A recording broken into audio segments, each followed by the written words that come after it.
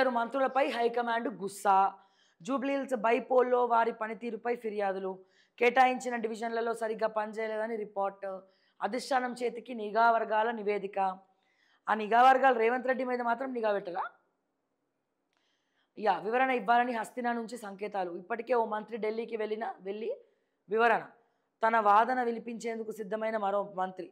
ఆ ఇద్దరికి పదవి గండం తప్పేనా?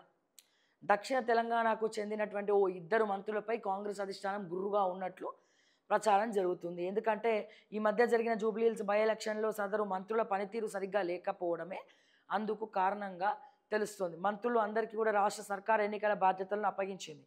ఎవరి పనిలో వారు నిమగ్నమయ్యారు. అయితే ఆ ఇద్దరు మంత్రులు తమకు అప్పగించిన డివిజన్లలో చుట్టపు చూపుగా వచ్చి ప్రచారం చేశారే తప్ప సీరియస్గా పని చేయలేదని అధిష్టానానికి ఫిర్యాదులు అందినట్లు తెలుస్తుంది. అసలు ఈ ప్రచారాల్లో ఎక్కడన్నా ఉత్తమ్ కుమార్ రెడ్డి కనబడ్డా? రోడ్ షోలో ఒకసారి ఏదో వచ్చిపోయాడు. బట్టి ఎక్కడన్నా కనబడ్డా? తుమ్మల ఎక్కడన్నా కనబడ్డా? కొండా సురేఖ ఎక్కడన్నా కనబడ్డా? చాలామంది మంత్రులు కాలే, ఒక ఇద్దరు కాదు, చాలామంది మంత్రులు ప్రచారానికి రాలేదు.